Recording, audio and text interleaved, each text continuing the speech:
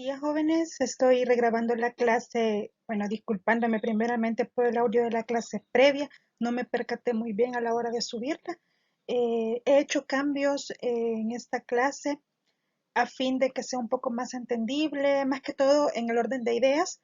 Así que espero que pues esta clase la puedan escuchar muy bien. Bendiciones a todos. Espero que todos estén muy bien en sus casitas. Vamos a comenzar. Vamos a hablar acerca del síndrome metabólico. Este es un tema de suma importancia debido a la prevalencia cada vez en aumento, ¿verdad? De este problema, de esta enfermedad. Nuestro país no es la excepción. Hay cifras cada vez más altas de obesidad tanto en niños, adolescentes, jóvenes y adultos mayores. El síndrome metabólico consiste en un conjunto de alteraciones metabólicas, valga la redundancia, que aumentan el riesgo de enfermedad cardiovascular y diabetes mellitus. Los objetivos a cubrir en esta clase son definir síndrome metabólico y obesidad, enumerar los criterios de la Organización Mundial para la Salud para síndrome metabólico, describir los factores epidemiológicos relevantes sobre síndrome metabólico, enumerar y describir los factores de riesgo vinculados al desarrollo del síndrome metabólico, enumerar patologías que pueden ser desencadenadas por el síndrome metabólico, describir y enlistar los exámenes de laboratorio necesarios para el adecuado diagnóstico del síndrome metabólico, describir la etiopatogenia de la obesidad, clasificar el índice de masa corporal según la OMS, describir los mecanismos moduladores del balance energético, relacionar obesidad y el desarrollo de comorbilidades, enfatizando en el tejido adiposo como órgano de almacenamiento y endocrino, describir el tratamiento no farmacológico y farmacológico de la obesidad y conocer los métodos para el cálculo de los requerimientos nutricionales. ¿Cómo vamos a definir el síndrome metabólico? Desde su primera definición por la Organización Mundial de la Salud en 1998 se han realizado numerosos estudios por paneles y organizaciones expertas en el tema. Los criterios han evolucionado, pero las características principales siguen siendo las mismas, ¿verdad? Tenemos la obesidad central, la hipertrigliceridemia, hipertensión, concentraciones bajas de lipoproteínas de alta densidad y la hiperglicemia. Entonces tenemos de que estos 5 factores son los característicos del síndrome metabólico.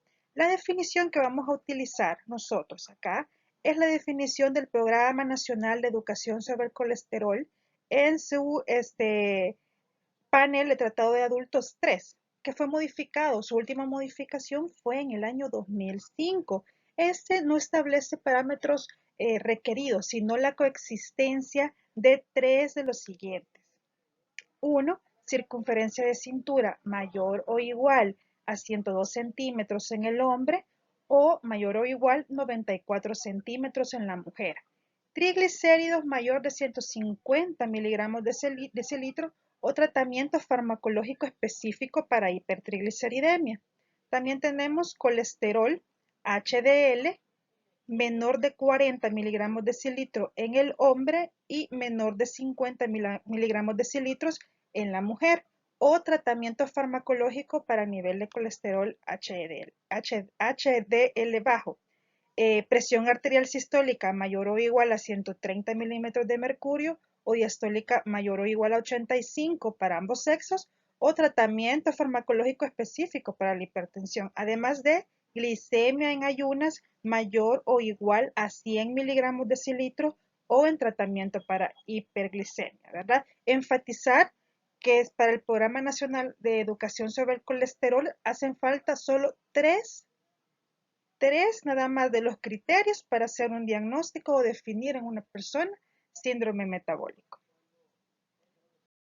Con lo que respecta a la epidemiología de este problema, pues cada sociedad o cada población pues presenta características distintas, ¿verdad? Pero hablando generalmente, la prevalencia aumenta con la edad. Estudios actuales, desde los más viejitos hasta los más actuales, perdón, describen a esta enfermedad como una enfermedad de personas adultas o adultas mayores. La prevalencia más alta que se ha encontrado ha sido en nativos norteamericanos, 60% mujeres y 45% hombres en una edad de 45 a 49 años.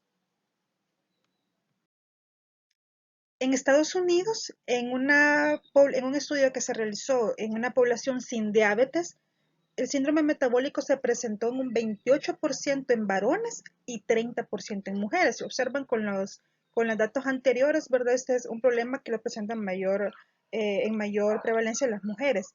Y en un estudio que se realizó acá en El Salvador, que se llamó Prevalencia del síndrome metabólico en la población urbana de San Salvador, que se publicó en la revista latinoamericana de diabetes en el 2006, arrojó resultados que que en la población general, según los criterios de la ATP3, que lo vimos, ¿verdad? Anteriormente, el 22.68% de la población presentaba síndrome metabólico.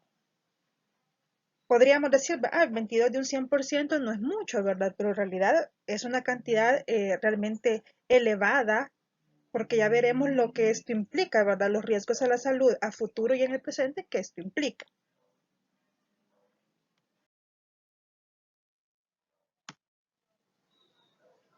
La industrialización actual, que ha sido cada vez mayor, que lleva a unos estilos de vida cada vez más acelerados, incluida la comida y hábitos sedentarios, llevan a que cada vez hayan más casos de obesidad infantil. Esto va a llevar a que cada vez población más joven presente síndrome metabólico. Esto a su vez va a conducir a enfermedades crónico-degenerativas en la edad adulta. Ahora, si estas personas no hacen nada para romper el ciclo, heredarán genes a sus hijos para que los predisponen a la obesidad infantil. Estos genes se van a relacionar con factores del medio ambiente que los van a hacer más predisponentes a desarrollar obesidad. Más síndrome metabólico, más cada vez población más joven con síndrome metabólico y cada vez población más joven con enfermedades crónico-degenerativas. Esto es importante porque aquí tenemos que ver que en qué momento podemos intervenir este círculo vicioso, por así llamarlo, ¿verdad? Con educación, rehabilitación o curación en la salud. Más que todo, ¿verdad? Educación en salud en las etapas tempranas, desde el embarazo si es posible. Los factores que predisponen a la aparición del síndrome metabólico son resistencia a la insulina, incremento en la circunferencia abdominal, las dislipidemias, la intolerancia a la glucosa, hipertensión y las citocinas y la adiponectina. Vamos a ver cada una por separado para que sean más comprensibles. Entonces, vamos a ver la resistencia a la insulina. La resistencia a la insulina se define como una menor capacidad de la hormona para actuar eficazmente en los tejidos blancos, como el músculo esquelético, el hígado y el tejido adiposo, y es consecuencia de una combinación de susceptibilidad genética y sobrepeso y obesidad.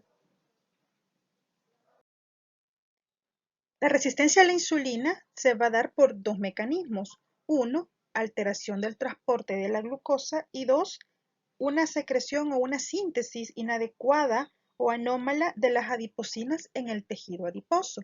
Con lo que respecta al transporte de glucosa, esta alteración se da más que todo por un defecto en la expresión de la proteína transportadora de glucosa, que es mediada por insulina y que se localiza, ¿verdad?, en los adipocitos, músculo esquelético y en el miocardio, al igual que eh, en el tejido adiposo, pues, porque es de ahí que se sintetiza.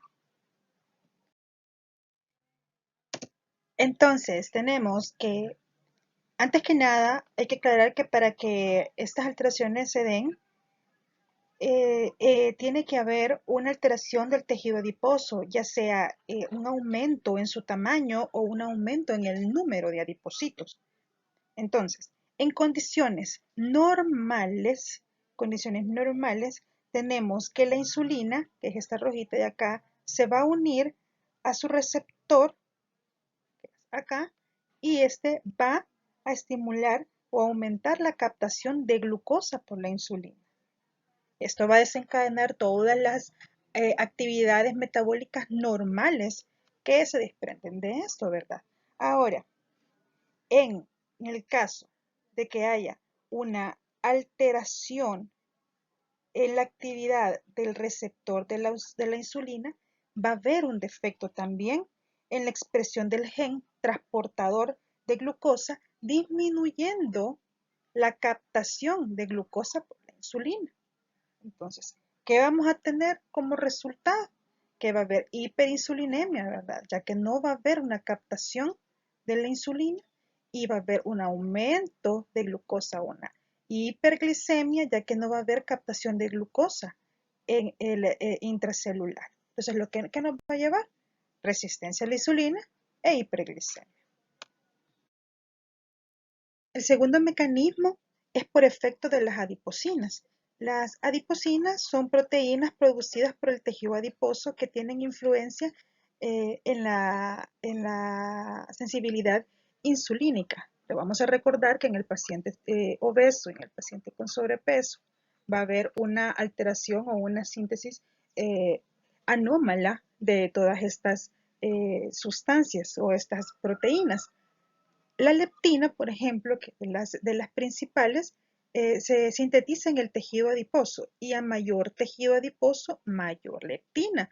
Vamos a encontrar en pacientes con sobrepeso y obesos cantidades grandes de leptina. Este actúa como señal que informa del tamaño del tejido adiposo al hipotálamo, ¿verdad? Entonces, capta, si hay un mayor tejido adiposo, en teoría tendría que captar el hipotálamo una señal que indicaría saciedad para que ya no siguiera ingiriendo y no se siguiera acumulando más tejido adiposo.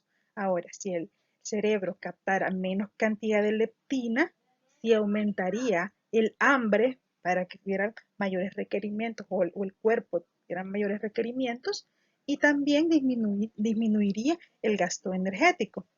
Inhibe la secreción de insulina. También estimula la utilización de la glucosa y estimula la lipólisis. Ahora, todas las funciones que ustedes ven acá, todas las funciones son como positivas en el hecho de una persona obesa, ¿verdad? O con sobrepeso. Pero la leptina y en la obesidad está ligada a una situación de resistencia más que a una deficiencia.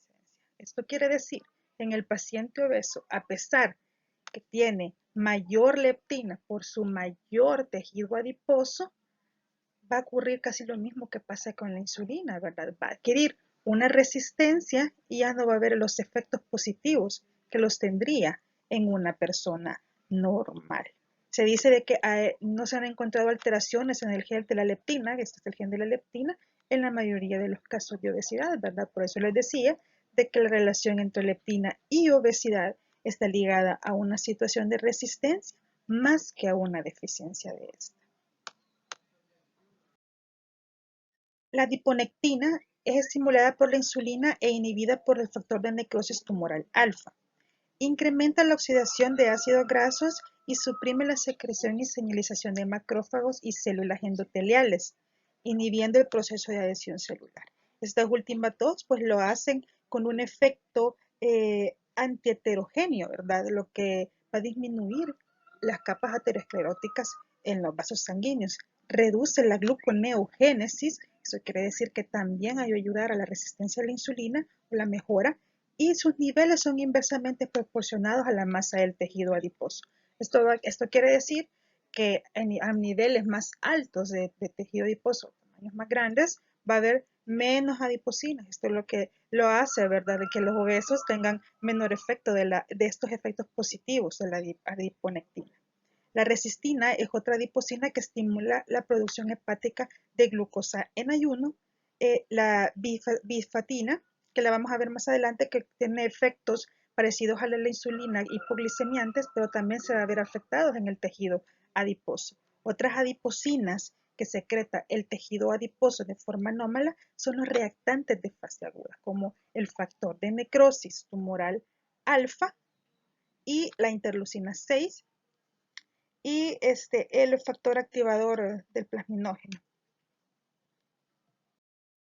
Acá podemos observar en este cuadro las acciones de las citocinas involucradas en la inflamación. Esto lo vamos a ver un poquito más adelante, pero quería que notaran dónde se siente este cuadro que resume la síntesis, los principales efectos y su respuesta a la obesidad. En sí, el factor de necrosis tumoral alfa, que se sintetiza principalmente en el adipocito y también en el macrófago y contribuye en sus condiciones normales a la resistencia a la insulina. Y en la respuesta a la obesidad va a aumentar. ¿Qué va a llevar qué efectos va a tener? Una respuesta inflamatoria y dos, también que va a inhibir la adiponectina. La leptina también, ¿verdad? Se sintetiza en el adipocito y que en condiciones normales suprime el apetito y promueve el gasto energético, va a aumentar. Entonces, ¿qué efecto va a tener? Como ya les mencioné, resistencia. Entonces, todos esos efectos positivos se van a ver suprimidos. La bisfatina, que tiene una acción hipoglucemiante, como se les mencionaba, similar a la insulina, también va a aumentar, ocasionar también resistencia. Y también los efectos no son tan potentes como los tiene la insulina, así que no tiene mayor efecto hipoglicemiante. La resistina, que se sintetiza en el adipocito, que igual, ¿verdad?, participa en la resistencia a la insulina, también va a estar aumentada, pero inhibida por el factor de necrosis tumoral alfa y otros factores. La interleucina 6, el factor activador del plasminógeno, eh, también que se sintetizan en macrófagos y adipocitos, que favorecen a la resistencia a la insulina, van a estar aumentados igual, pero van a ser inhibidos por otras sustancias y también al estar aumentados van a aumentar la respuesta inflamatoria y van a desencadenar otras alteraciones metabólicas y la adiponectina, pues, ¿verdad? Que en su estado normal mejora la sensibilidad a la insulina en el paciente obeso. Va a estar disminuida porque es inversamente proporcional su cantidad al tejido adiposo. Entonces, en conclusión, ¿qué va a pasar? En el músculo esquelético, disminución en el transporte y síntesis de glucógeno. En el hígado, un aumento en la gluconeogénesis y una síntesis de ácidos grasos. Quiere decir que va a haber más síntesis o síntesis de ácidos grasos libres no esterificados que van a aumentar la hipertrigliceridemia. Y en el tejido adiposo, una disminución del transporte de glucosa e inhibición alterada de la lipólisis. Esto quiere decir que no va a haber destrucción del lipocito. ¿Y qué va a llevar a cabo esto? Una hiperglicemia relativa y un aumento de los ácidos grasos. Si esta situación se mantiene por mucho tiempo, que es el caso de los pacientes, la hiperglicemia relativa va a desarrollar diabetes mellitus a la larga o a mediano o a largo plazo. Y el aumento de ácidos grasos, pues hipertrigliceridemia, un aumento en las lipoproteínas de baja densidad y aterogénea, o sea, acumulación de capa aterosclerótica en la mayoría de vasos sanguíneos. Cuando hay un aumento de ácidos grasos libres, estos se almacenan ectópicamente en las vísceras, porque ya no se almacenan, ya no hay espacio, por decirlo así, en el adipocito o en el tejido adiposo, entonces vienen y se adhieren ectópicamente a todas las vísceras, lo que aumenta el perímetro abdominal. Por eso es que hace de este parámetro, por así decirlo, importante en el síndrome metabólico y la obesidad. Entonces, si es importante, hay una gran importancia también en saberlo medir, ¿verdad? Tenemos que medirlo a la altura del ombligo porque es donde es mayor la circunferencia, donde vamos a tomar más, ¿verdad? Entonces, ¿por qué? Les repito, ¿por qué es importante? Porque ya hay una acumulación de grasa o de tejido adiposo en las vísceras. Entonces, ¿cuáles son los valores normales saludables según la Organización Mundial de la Salud? En el caso de las mujeres, 88 centímetros se considera más 1 o menos 1. Y en el hombre, 102 centímetros más o menos 1. Igual, ¿verdad? Hay unos, en el caso de la Organización Mundial de la Salud, el parámetro que ellos establecen para hacer diagnóstico o definir el síndrome metabólico es el perímetro, el índice, perdón, cintura-cadera. Entonces, ¿cómo vamos a medir este índice? Vamos a medir igual el índice cintura alrededor del ombligo o a la altura del ombligo y la cadera en esta posición que es por las espinas ilíacas, ¿verdad? Entonces, el perímetro de cintura lo vamos a dividir en el perímetro, entre el perímetro de cadera. Entonces, acá tenemos la tablita en que en hombres menor a 95 y en mujeres menor a 0,8, el riesgo de enfermedades es muy bajo.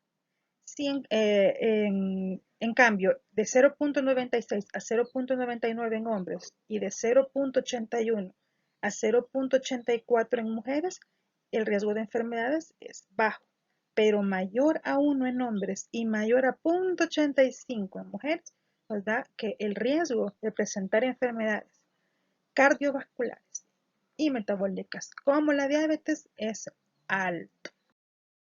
En lo que respecta a las dislipidemias, se da lo que llamamos una teoría portal del síndrome metabólico, que consiste en que los ácidos grasos libres son efecto o resultado de la lipólisis de los triglicéridos en el tejido adiposo visceral. Estos van a viajar vía portal aumentando la polipoproteína B y la lipoproteína de baja densidad. Esta se va a degradar a moléculas más pequeñas y densas que van a ser más afines a los vasos sanguíneos, lo que va a favorecer la aterogenia, más que todo, ¿verdad? En vasos como los de la circulación cardíaca, que son las más con propensos a presentar esto y a presentar efectos como los infartos agudos al miocardio.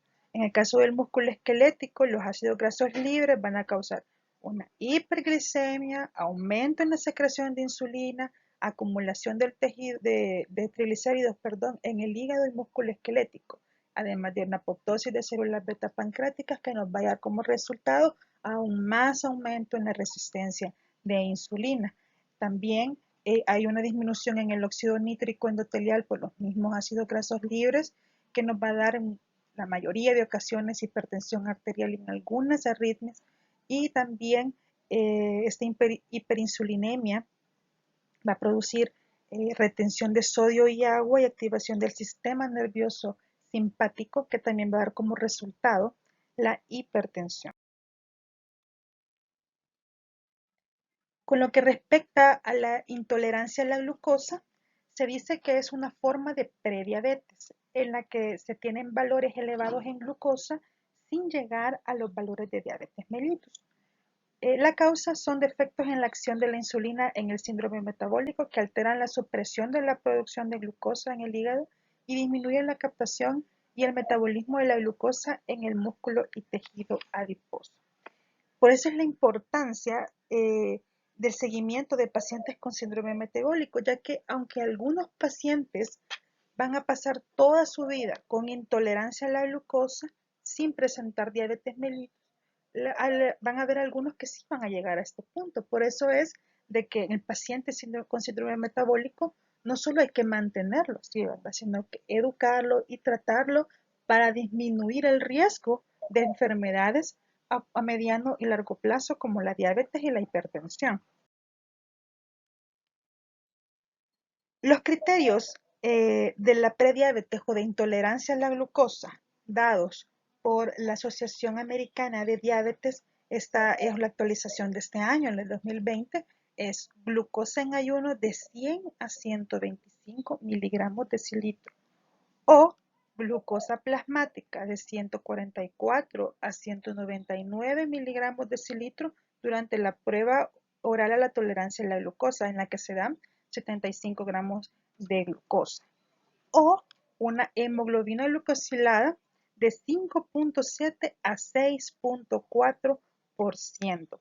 Cualquiera que se presente de estas tres ya nos da un diagnóstico de intolerancia a la glucosa, aunque por lo general, si está uno de estos parámetros alterados, vamos a encontrar también por lo menos otro más alterado. Ahora, hipertensión, que es otro factor. Tenemos que la insulina es un vasodilatador, tiene un efecto vasodilatador porque mantiene los niveles de óxido nítrico. Entonces, ayuda también en la absorción de sodio en los riñones.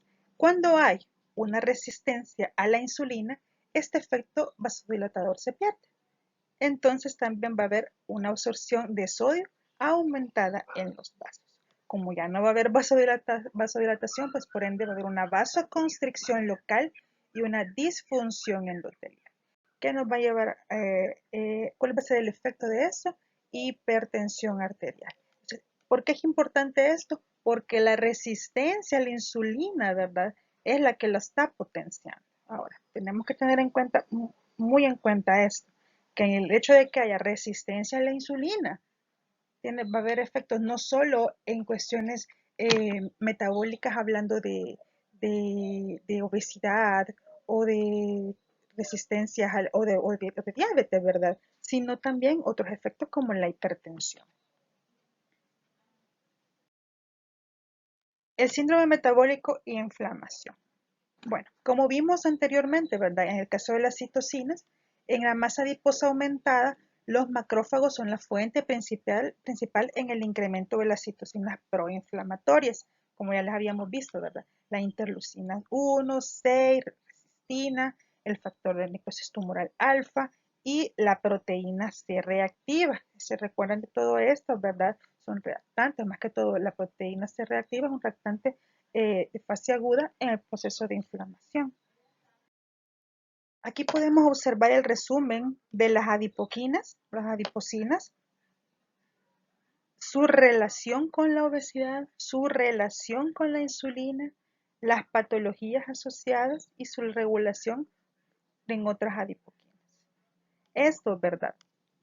Factor de necrosis tumoral alfa, interleucina 6, resistina, leptina, adipoquina, factor activador de plasminógeno son los más importantes. Si observamos, por ejemplo, ¿verdad? La leptina, que se secreta, por el tejido adiposo, ¿cómo está relacionada con la obesidad? Aumenta con la obesidad, ¿verdad? Por lo que envía impulsos, ¿verdad? Para detener el consumo de energía o el consumo de alimentos, perdón. ¿Y cómo se relaciona con la insulina? Aumenta la sensibilidad, pero también está relacionada con la aterosclerosis porque, como recordábamos, ¿verdad? Todos esos efectos positivos se pierden porque hay una resistencia a ella. Y podemos así seguir hablando del factor de necrosis tumoral alfa, que aumenta con la obesidad, aumenta la resistencia a la insulina y también al estar aumentada, pues también estimula la aparición de hipertensión y dislipidemia, al igual que la interleucina 6, la resistina y las demás. Este es un cuadro bien bonito porque ahí les compara todo, ¿verdad? Lo que hemos hablado, desde dónde están secretadas, su relación con la obesidad, insulina, las patologías relacionadas y cómo regulan ellas mismas a otras adipoquinas. El síndrome metabólico también nos va a predisponer a un estado protrombótico, ya que el aumento en la proteína C reactiva nos va a aumentar también el fibrinógeno, el inhibidor del activador del plasminógeno, lo que une a otros factores como una actividad anómala en la agregación plaquetaria nos va a llevar a un riesgo o un aumento en el riesgo de enfermedad cardiovascular de origen trombótico. ¿Cuáles son estos? Pues infarto agudo del miocardio o enfermedad cerebrovascular de origen isquémico, ¿verdad? Recordemos de que si el fibrinógeno está aumentado, ¿verdad? No va a haber una fibrinólisis adecuada, que es lo que es un factor como protector en el caso de que se formen coágulos. Entonces, pues se va a dar lo que ya les dije, ¿verdad? Infarto agudo al miocardio o enfermedades cerebrovasculares de origen isquémico.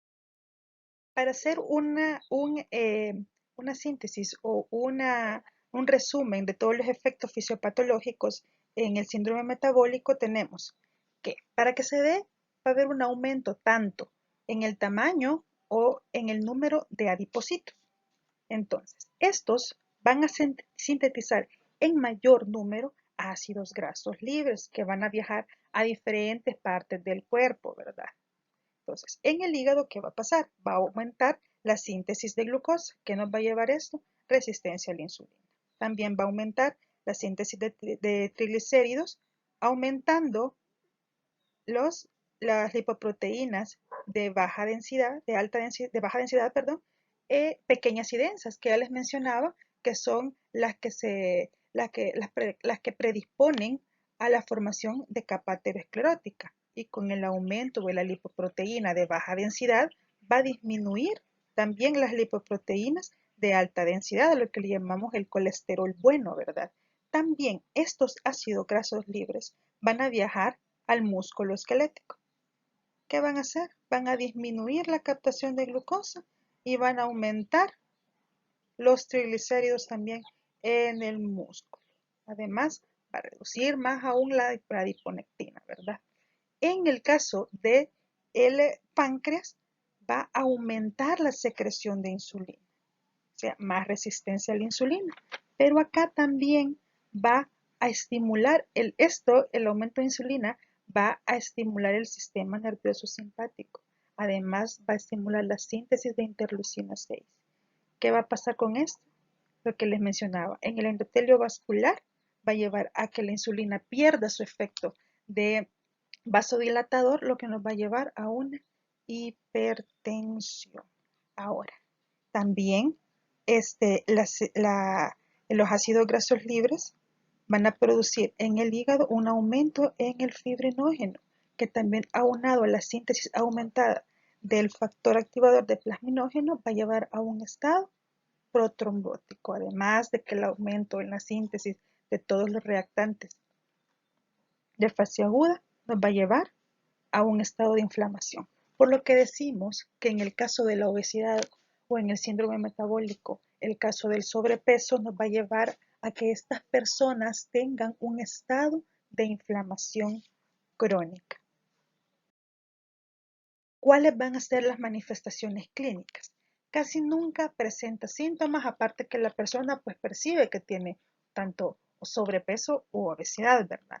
Pero a la exploración física vamos a encontrar el perímetro abdominal aumentado, presión arterial elevada o la lipoatrofia o acantosis nigricans, ¿verdad? Que es la imagen que tenemos acá, que no es solo el crecimiento de los pliegues, sino también un endurecimiento o engrosamiento en esta piel. ¿Cuáles son las patologías que va a desencadenar el síndrome metabólico? Es una cantidad muy grande de patologías, entre las cardiovasculares, hipertensión, aterosclerosis coronaria, enfermedad cardiovascular, una trombosis vascular periférica o insuficiencia cardíaca congestiva, en las respiratorias hipoventilación, ya que no son capaces, si estamos hablando de un sobrepeso o una obesidad, hay una expansión torácica inadecuada, ¿verdad? También nos va a llevar a apnea del sueño. En lo que respecta a las gastrointestinales, hernia del hiato, litiasis biliar, hígado graso y cirrosis y cáncer del colon, ¿verdad? Por acumulación elevada de ácidos grasos libres, que luego se convierten a triglicéridos. En las enfermedades metabólicas, dislipidemias, resistencia insulínica, diabetes 2 e hiperuricemia. En las endocrinas, hipercortisolismo, alteración de los esteroides sexuales, cáncer, síndrome de ovario poliquístico e hirsutismo. También en la osteomuscular tenemos las artrosis y las artritis, las renales, la proteinuria y geniturinarias, cáncer de endometrio, próstata y la incontinencia, y en la piel pues, alteraciones como la acantosis nigricans. Y las más importantes ahorita, que son, digamos, las enfermedades cardiovasculares. El síndrome metabólico y la diabetes son factores predictivos de un accidente vascular cerebral isquémico. Como les mencionaba, ¿verdad?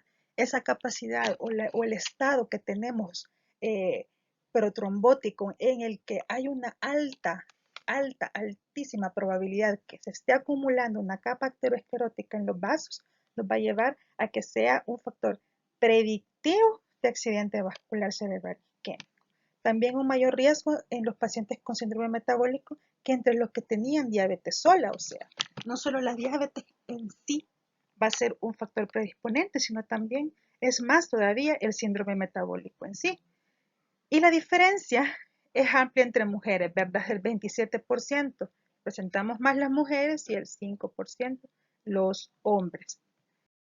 En el caso de la diabetes tipo 2, el riesgo de diabetes entre los pacientes con síndrome metabólico aumenta de 3 a 5 veces.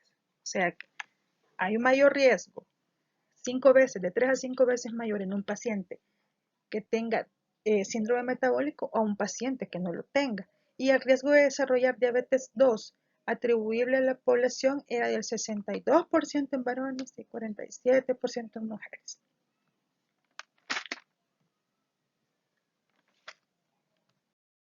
También hay un riesgo de presentar estatosis hepática, ya que lo presentan del 25 al 60% de los pacientes que presentan síndrome metabólico. Esto quiere decir que hay una infiltración grasa en el hígado, ¿verdad? Y otro 35% tiene una hepatitis también grasa, no alcohólica. Un dato muy importante e interesante, ya que la causa más frecuente de la enfermedad hepática terminal y el carcinoma hepatocelular. O sea, que estas enfermedades que podríamos decir, ¿verdad? Simples, o sea, que tengan el hígado infiltrado por grasa, puede terminar en un cáncer terminal hepatocelular. Entonces, vemos en la práctica clínica un montón de ultrasonografías en que solo demuestran que tiene grasa en el hígado, dice la gente. O mire, solo me parece que tengo un poquito de grasa, pero no le damos la importancia clínica a mediano o a largo plazo, que puede ser, ¿verdad? Un cáncer terminal. El síndrome de ovarios poliquísticos también está muy marcada su relación con la resistencia a la insulina, ya que las mujeres que presentan ovarios poliquísticos del 50 al 80% tienen síndrome metabólico. La probabilidad es de 2 a 4 veces mayor de tener síndrome metabólico que aquellas sin el trastorno. La apnea obstructiva durante el sueño se relaciona con la obesidad, hipertensión, aumento de citocinas circulantes, alteración de la tolerancia a la glucosa y resistencia a la insulina. Y la resistencia a la insulina es más grave en los que tienen apnea. ¿Por qué se debe esto? Pues porque también para que tengan una apnea obstructiva durante el sueño, pues son ya personas que tienen una obesidad tipo grado 3, ¿verdad? Una obesidad mórbida en el que ya la expansión torácica es inadecuada, más que todo en decúbito. Otras patologías relacionadas al síndrome metabólico son relacionadas son las enfermedades de origen mental, ¿verdad? O psiquiátricas, como la depresión y la ansiedad. En esto podemos ver una ingesta incontrolada, adicción a comida como recompensa, que este se da bastante en el caso de la obesidad infantil, ¿verdad? En el que los padres premian todo eh, a sus hijos con comida, ¿verdad? E incluso los adultos, ¿verdad? Si paso esta materia o algo, pues nos vamos a ir a comer una hamburguesa o qué sé yo, ¿verdad? Entonces esto aunado a una alteración mental, pero así llamarlo, ¿verdad? Entonces nos da problemas de ingestas hipercalóricas que nos van a llevar tanto a síndrome metabólico con sobrepeso u obesidad, además de la insatisfacción de la imagen corporal. ¿Cómo vamos a hacer el diagnóstico de síndrome metabólico? Como les decía al principio, ¿verdad? Se han hecho numerosos estudios desde que la Organización Mundial de la Salud lo definió por primera vez en 1998. Acá les traigo un compendio de cómo se hacen diagnósticos por las diferentes organizaciones. Por la Organización Mundial de la Salud, la Asociación Americana de Endocrinólogos, el Programa Nacional de Educación del Colesterol, que hizo su última actualización en el 2005, y también la Fundación Internacional de la Diabetes, ¿verdad? Como les dije, la que vamos a tomar en cuenta por ser la más actualizada es esta. la Asociación Americana, perdón, el Programa Nacional de Educación del Colesterol, que ya los habíamos mencionado. Acá podemos observar, ¿verdad?, que la OMS tome en cuenta más el índice cintura-cadera y que también pide, ¿verdad?, que se le hagan exámenes al paciente. Creo que esto es también un factor de que nos impide hacer un diagnóstico en el consultorio rápido, porque tendríamos que tener exámenes, ¿verdad? Ahora también acá, este es un compendio del tanto los criterios de la Asociación Americana de Endocrinólogos, es como una combinación entre estos criterios y estos criterios. Eh, bueno, ya les mencioné estos, cuáles son, que solo se necesitan tres. Y los de la Fundación Internacional de la Diabetes, pues que sí los define como por raza, ¿verdad?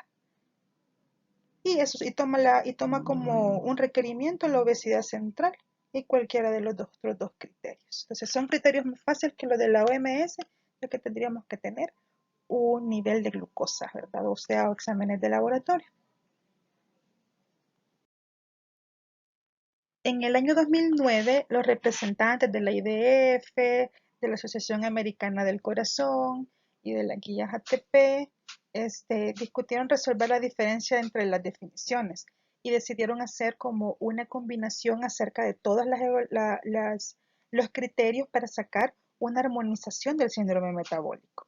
Entonces, si ustedes observan acá, tenemos de que los resultados fueron esos, ¿verdad? Que definen o diagnostican síndrome metabólico con tres de los siguientes parámetros. El primero, perímetro abdominal.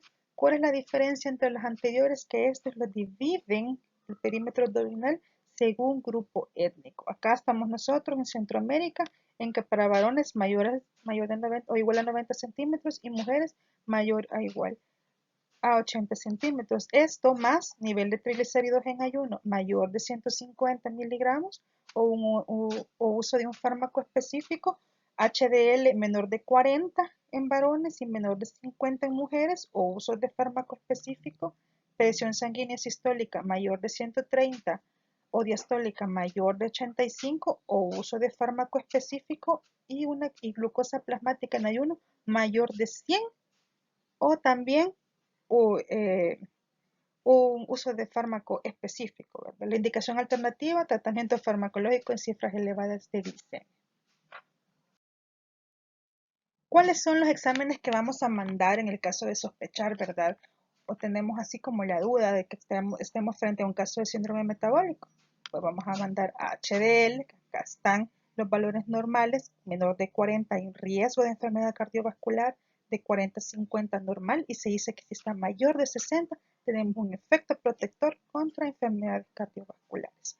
Glucosa en ayuno, 60 a 110, triglicéridos que tienen que estar menos de 150, PCR alta, menor de 0.3, que es el nivel normal, fibrinógeno de 150 a 400 miligramos de decilitro, ácido úrico en mujeres de 2.46 y en hombres de 3.47, y también pues vamos a mandar pruebas hepáticas como son la AST y la ALT, que respectivamente sus valores normales son de 10 a 41 y de 5 a 37. Otras pruebas, ¿verdad?, que podemos mandar en el caso de que ya se estén presentando otras enfermedades son la prueba del sueño, en el caso de la apnea del sueño, testosterona, hormona luteinizante y la estimulante del folículo en el caso de ovario poliquístico. Entonces, ahora vamos a hablar acerca de la obesidad. La obesidad, según la OMS, es la acumulación anormal o excesiva de tejido adiposo que puede ser perjudicial para la salud. Para que se dé la obesidad, tiene que haber una sinergia entre componentes genéticos y componentes ambientales.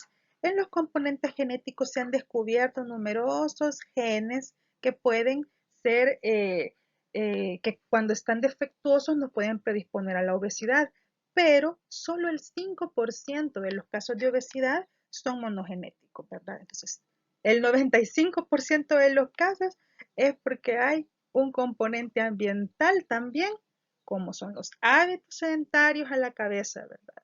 La sociedad actual industrializada en que la mayoría de trabajos son estar sentados 8 horas diarias, los niños también que pasan frente a la computadora o frente a la TV o frente al teléfono, también son los que llevan, ¿verdad? Son factores o componentes ambientales que nos pueden llevar a tener obesidad y también la flora intestinal, porque se dice de que el obeso hoy tiene una flora intestinal específica que interactúa con nutrientes y predispone más a la obesidad. ¿Cómo vamos a diagnosticar obesidad? Pues lo vamos a diagnosticar según el índice de masa corporal. Esta clasificación pues es de la Organización Mundial de la Salud. Me imagino que ustedes ya saben cómo se saca el índice de masa corporal, que es el peso en kilos entre la altura, que son metros al cuadrado. Esto quiere decir que si tenemos un paciente que mide unos 70, este lo vamos a multiplicar por 2 y el peso lo vamos a dividir entre el resultado anterior y nos va a dar una cifra específica. Si la cifra es de menos 18.5, vamos a tener que es bajo peso. 18.5 a 24.9 estamos en límites normales. Mayor de 25 estamos hablando de sobrepeso. De 25 a 29.9 preobeso con un riesgo de enfermedades aumentado. De 30 a 34.9 obeso clase 1, que es un riesgo moderado.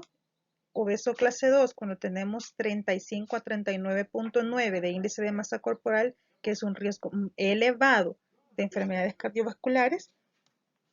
Y el obeso clase 3, que es un índice de masa corporal mayor de 40, que es un riesgo muy elevado. Pero ¿cómo llega una persona a ser obesa? Tiene que ver mucho con el balance energético. ¿Y qué es el balance energético? Es la diferencia que existe entre el ingreso de energía y el egreso de la misma para mantener un nivel constante de energía almacenada en forma de ¿qué? Adiposidad. Entonces, acá podemos ver en la figura que hay un ingreso de energía y hay un egreso de energía. Si observan, es el mismo. Vamos a observar acá también que hay un ingreso de energía y un egreso de energía en la misma cantidad. ¿Qué es lo que cambia? El almacenamiento. Entonces, ¿qué vamos a tener? Que en esta paciente, aunque estén comiendo una cantidad, pero mientras esté sacando energía de la misma cantidad, el almacenamiento va a ser el mismo. No importa que esté un almacenamiento grande, sea un almacenamiento grande o sea un almacenamiento pequeño. Entonces, esto quiere decir que aunque los balances sean neutros, no significa que un paciente esté en buen estado de salud. Porque tenemos que, por ejemplo, un paciente con sobrepeso puede estar comiendo bastante o consumiendo bastante energía, pero haciendo una actividad física que también requiera un uso elevado de energía, pero como el nivel o el equilibrio es igual o es un equilibrio neutro, no va a bajar de peso. Igual tenemos el caso de una persona delgada, ¿verdad? En el que está ingresando y egresando la misma cantidad de energía, tampoco ni va a aumentar ni va a disminuir de peso, porque el balance energético es neutro. Por eso decimos el balance energético neutro no quiere decir que sea un estado de salud adecuado. Entonces, cuando hay un balance positivo, es que hay más ingresos que egresos. ¿Qué va a pasar acá? Exactamente, el paciente va a aumentar de peso. ¿Cuándo vamos a tener un balance energético negativo? Cuando hay más egresos que ingresos. Es aquí cuando vamos a perder peso. ¿Quién va a mediar o controlar el balance energético? La leptina. Y como en la obesidad tenemos resistencia a la misma, ¿verdad? Va a haber entonces un desequilibrio o una resistencia aún más en esto del egreso de energía del ingreso de energía, perdón, con el egreso de energía. Entonces, ¿cuáles son los mecanismos moduladores del balance energético? El primero, la regulación de la ingesta. La regulación de la ingesta, jóvenes, se da en el hipotálamo. El hipotálamo recibe señales periféricas de los diferentes órganos. que van a estimular o van a enviar señales para que el hipotálamo a su vez también envíe señales tanto de saciedad como de hambre, ¿verdad? Ahora, la leptina va a enviar señales como ya se recordarán, ¿verdad? Ya sea cuando el tejido adiposo está aumentado, va a enviar señales de saciedad. Y cuando está disminuido, va a enviar señales de hambre y también de disminución en el gasto de energía. El páncreas va a enviar señales según la cantidad de insulina, tanto de saciedad como hambre.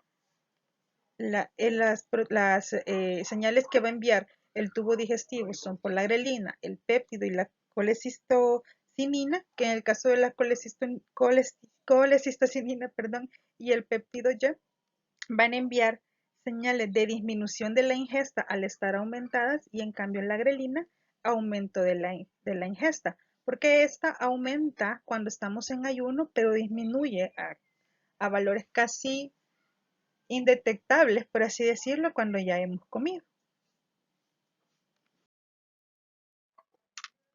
Otro mecanismo modulador del balance energético es la regulación del gasto energético. En el paciente obeso el paciente obeso tiende a tener un mayor gasto energético por la movilización de toda su masa corporal, pero el gasto de energía está aún más disminuido que en un paciente delgado o en un paciente un normopeso, ¿verdad? Y esto se debe a la acción de la leptina, ¿verdad? Que tenemos que, como ya les había explicado, ¿verdad? En el paciente obeso, una resistencia. Otros factores ambientales tenemos el hábito sedentario característico de las sociedades avanzadas, de los que ya les he dicho, y la flora intestinal que se los mencionaba en unas diapositivas anteriores, que se dice que el obeso, ¿verdad? Tiene una flora intestinal específica que se relaciona con los nutrientes y pues da como resultado una disminución en el gasto energético. ¿Cómo actúa el tejido adiposo del obeso? En su función de almacenamiento, pues los adipocitos, como ya se los había dicho, son más grandes en número y tamaño, entonces se vuelven más insulinoresistentes. Esto va a llevar a un aumento de la lipólisis, o sea, la transformación en ácidos grasos libres, lo que va a llevar a una lipotoxicidad, que es la acumulación de grasa en tejido, en órganos o en vísceras que no debería de acumularse, va como músculo, hígado, corazón y células betas del páncreas, que estos mismos ácidos grasos van a promover una respuesta inflamatoria por medio de macrófagos. Entonces, esta función normal, la funcionalidad normal almacenamiento, pues va a estar toda alterada. Y endocrinamente o en su función endocrina, vamos a tener que la resistina y la necrosis y el factor de necrosis tumoral alfa aumentarán la resistencia a insulina. La interleucina 1 y 6 van a tener un control del angiotensinógeno que aumenta la tensión arterial, como ya se los expliqué, y la adiponectina, que al estar disminuida no va a ser un efecto protector, sino que aumentará la resistencia a insulina, y por la leptina, que ya les dije que va a haber resistencia, ¿verdad? Y por ende todos sus efectos positivos van a estar depletados. Ahora, el tratamiento no farmacológico tanto en el síndrome metabólico y obesidad. Primero, pues cambios en el estilo de vida, que creo yo que es el tratamiento que es el que menos o el que menos apego tienen los pacientes. Se dice que una dieta hipocalórica de 800 a 1500 calorías al día puede llevar, bueno, es comprendida, ¿verdad? Entre proteínas, grasas, hidratos de carbono, puede llevarnos a una pérdida aproximada de 10 kilos en 6 meses en el 90% de los pacientes. Pero ahora, ¿cómo vamos a calcular los requerimientos nutricionales? Vamos a hacerlo mediante la ecuación de Schofield, que es para un cálculo de gasto energético basal. Entonces, acá nos dan las cifras, ¿verdad? Tanto en mujeres como en varones. Vamos a tomar de ejemplo este de acá, una mujer de 30 a 59 años. Entonces vamos a poner que si tenemos a una mujer de 30 años con un peso de 90 kilos, vamos a multiplicar 8.3 por 90 kilos háganlo en su casa, nos va a dar 747. A eso le vamos a sumar 846 y nos va a dar que el requerimiento basal de esta persona son 1593 calorías. Entonces, eso es lo que tendría que estar consumiendo una persona diaria de 90 kilos, una mujer de 90 kilos. Actividad física, ¿verdad? Es otro de los factores a los que más tienen apego las personas. Una actividad de 60 a 90 minutos eh, es suficiente para disminuir el peso y pues dependiendo de cómo esté el estado físico de nuestro paciente, pues podemos indicarle también solo 30 minutos de actividad diaria de intensidad moderada y podríamos obtener beneficios, ¿verdad? Aún más lentos, pero significativos. Y la modificación conductual. Todos estos tratamientos no farmacológicos jóvenes son los que más cuesta llegar. Yo creo que aquí, bueno, todos ustedes quizás en algún momento han intentado bajar de peso y a veces son acciones que no podemos mantener a largo plazo porque no tenemos la modificación conductual. Por eso es de que las terapias actuales se consideran que sean con seguimiento ya sea de psicólogo o de psiquiatra, ¿verdad? Para que haya un apego al tratamiento no farmacológico, porque el farmacológico, los efectos secundarios, aunque son algunos muy marcados, son más tolerables que todos los cambios del estilo de vida que tiene que tener el paciente. Ahora vamos con el tratamiento farmacológico. Con lo que respecta al tratamiento farmacológico, pues lo primero que tenemos que hacer es reducir la dislipidemia. Entonces tenemos el tratamiento del ATP4, que fue dado en el 2013 a la Organización Americana del Corazón, y este tratamiento surgió basado en el riesgo cardiovascular en los adultos. Entonces, dividieron las terapias en terapia de alta densidad, moderada intensidad y baja intensidad de acuerdo al riesgo cardiovascular y también a la cantidad de reducción de LDL que querramos tener. Entonces tenemos a la terapia de alta densidad en que las dosis diarias reducen el LDL un promedio de 50%. La dosis de moderada intensidad reduce del 30 al 50% y la de baja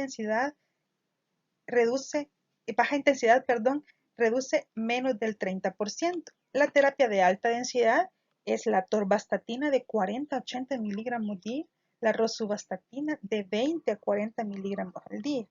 En la terapia de moderada intensidad, en la que vamos a tener como objetivo reducir el LDL del 30 al 50%, es la atorvastatina de 10 a 20 miligramos al día, rosuvastatina de 5 a 10 miligramos al día, simvastatina de 20 a 40 miligramos al día, pravastatina de 40 a 80 miligramos al día, lovastatina de 40 miligramos al día, fluvastatina de 80 miligramos al día y la fluvastatina de 40 miligramos al día. De baja intensidad, en la que reducimos menos del 30%, tenemos simvastatina 10 miligramos al día, pravastatina de 10 a 20 miligramos al día, lovastatina de 20 miligramos al día, la fluvastatina de 20 a 40 miligramos al día y la pitavastatina 1 miligramo al día. Recordarle que es muy importante, ¿verdad?, establecer el riesgo cardiovascular y también el nivel de LDL que queramos bajar. En el caso de la hipertrigliceridemia, tenemos a los fibratos, que tenemos ciprofibrato, 100 miligramos, la dosis va de 100 a 200 miligramos al día, el genfibrocilo de 300 miligramos, que va a la dosis de 300 a 1.2 gramos al día, fenofibrato de 200 a 400 miligramos al día. Otros medicamentos que podemos utilizar son los derivados del ácido nicotínico, aunque estos pueden tener como efecto secundario aumentar la glicemia. Tenemos el acipimox de 250 a 750 miligramos al día y el omega 3, ¿verdad?, que también es muy famoso y también tiene efectos muy positivos, que es de 1 gramo al día. En el caso de paciente que tenga hipertensión, tenemos de que se prefieren los inhibidores de la enzima convertidora de angiotensina y los ARA2, ya que reducen la incidencia de desarrollo de diabetes. En el caso de los IECA tenemos el enalapril 20 miligramos al día, lisinopril de 20 a 35 miligramos al día, ramipril de 10 miligramos al día, el captopril de 25 a 50 miligramos al día, candesartán de 4 a 32 miligramos al día, valsartán 40 a 320 miligramos al día y los sartán de 50 miligramos al día, estos últimos tres, ¿verdad? Los que son ARA2. En el caso de la intolerancia a la glucosa, pues estos fármacos intensifican la acción de la insulina en el hígado y suprimen la producción endógena de glucosa. Tenemos la biguanida, en el caso de la metformina, 850 miligramos, que podemos darlos en dosis de 500 miligramos a 2 gramos al día. Y las tiazolidinedionas, que son la pioglitazona y la rosiglitazona. La pioglitazona de 15 a 30 miligramos, su presentación, y la dosis va de 15 a 45 miligramos al día. Y la rosiglitazona, que es de 4 y 8 miligramos la presentación, y la dosis va de 4 a 8 miligramos al día. En el caso específico de la obesidad, el tratamiento farmacológico está indicado en pacientes con un índice de masa corporal superior a 30, en los que los tratamientos dietéticos durante 3 meses no han logrado reducir el peso en un 5 a 10%. Estos se dividen en dos, pueden ser anorexígenos o bloqueadores de la grasa del tubo digestivo. Entre los anorexígenos tenemos la fentermina topiramato y la corcacerina. Todos estos medicamentos pues son de uso, bueno, controlado por el médico, no son de venta libre, porque la mayoría vienen combinados con ansiolíticos, como la diazepam, por ejemplo. Eh, Son medicamentos que sí tienen un efecto positivo, hay reducción de peso, pero si no va acompañado por dieta y ejercicio, al momento en que el paciente deja de consumir el medicamento, tiene el efecto que todos conocemos como rebote, ¿verdad? Inclusive se ha demostrado de que a los 3 meses del uso de los medicamentos se obtiene resistencia y ya no hay el efecto que tenían al principio. Los bloqueadores de la grasa del tubo digestivo, pues tenemos el Orlistat, que pues no mencionaba el libro, pero tengo entendido y hasta donde sé ya no está de venta, por lo menos en nuestro país. Estos medicamentos lo que hacen es que al tomarlos, ¿verdad? Captan toda la grasa y lo que hacen es no metabolizarla y no almacenarla y la desechan en forma de heces. Tratamiento quirúrgico, pues como todos lo conocemos, ¿verdad? Hay tratamiento restrictivo como la manga gástrica, el bypass gástrico y otros que son combinados, ¿verdad? Entre manga y bypass. Hay un montón de técnicas, ¿verdad? Pero igual, ¿verdad? En nuestro país se reservan para pacientes obesos con enfermedades metabólicas. Esta es la bibliografía que utilizamos, jóvenes. Ante cualquier duda, pues sigue abierto el foro de dudas. Voy a estar pendiente de cualquier situación que se presente y nos vemos o nos escuchamos la próxima.